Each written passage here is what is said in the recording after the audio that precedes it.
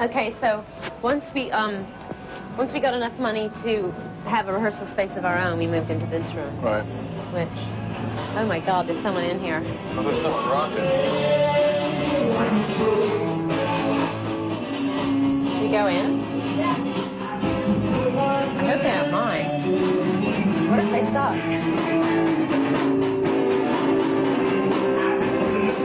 That's quite cute. Whoa! Don't stop! Don't stop! Keep going! Keep going. Keep going! I'm just taking a trip down memory lane. All right. We love you. Okay, again. 1, 2, 3, 4.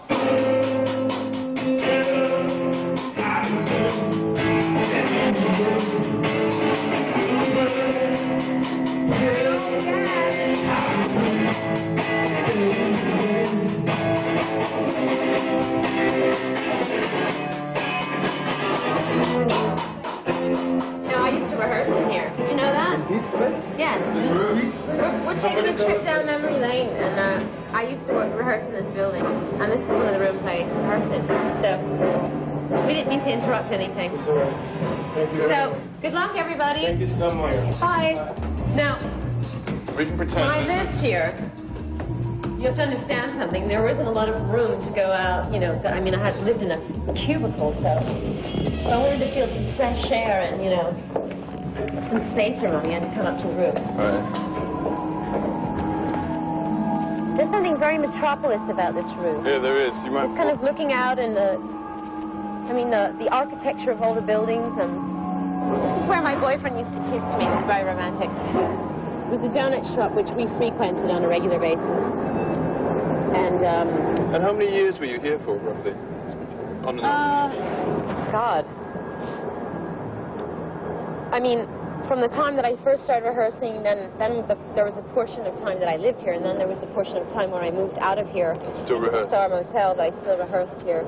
I'd say about 4 years, Right. 4 or A long 5 time. years. So you must have known everyone. There must have been the weirdest characters. Yes. There were a lot of freaks in this building. But how could anyone rehearse with a band like that on the It's same like a floor? dormitory for freaks, basically. Is this the first time you've been back here since those days? Yeah, I haven't been here in years, and Wow. you know, the scary thing is that I recognize some of the people here. That is scary. What does it feel like, apart from that? I mean, you're so far away from it all now. I don't know. I miss this part of my life. I miss the struggling part. Not that I'm not struggling anymore, but Were you happy when you were young? Happier than now? I bet you're happier now than you ever were before. I'm happier now. But I must say I miss those days of anonymity and, you know, free to experiment and do whatever I want. And I used to walk very boldly down the street, and I used to have this thing that I was going to look in everybody's eyes because I was going to be somebody who were going to remember me. Did you know, though, that you were going to be someone at that point? Were you completely certain? I knew something was going to happen. I wasn't really sure what shape it was going to take, because when I first came to New York, I was a dancer. Right. Then I actually wanted to be an actress, and I started studying acting and going to off-Broadway and then musical kind of audition and stuff, and I kind of fell into music by accident. Right. And then I ended up kind of going down that road, but up until that point, I wasn't sure. I think that's the best thing about being young, being certain about what you can do there. Yeah, yeah. And you kind of get less certain, don't you think, as you get older? Maybe, no, you probably don't, actually. Well, the thing is, you don't know what's in store for you. Now that I know what's in store for me, I mean, Right. you know, that's, Yeah. being naive really helps. Yeah. Being innocent really helps.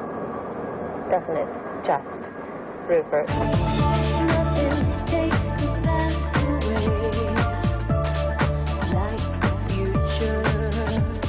So now, I want to kind of go in chronological order.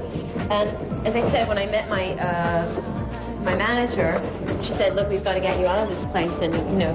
Into something civilized. into something more... Exactly.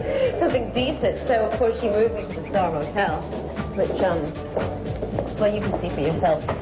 I think the first time I went to Madonna's crib, we had to sit on the floor, and I felt sorry for her. From what I heard, she used to take a bath in the sink because the bathtub was broken. This is true. And you show her the room where she was living, she will pass out. I shared a bathroom with 2 fat Colombians and then this old Irish drunk who'd just been released from an insane asylum.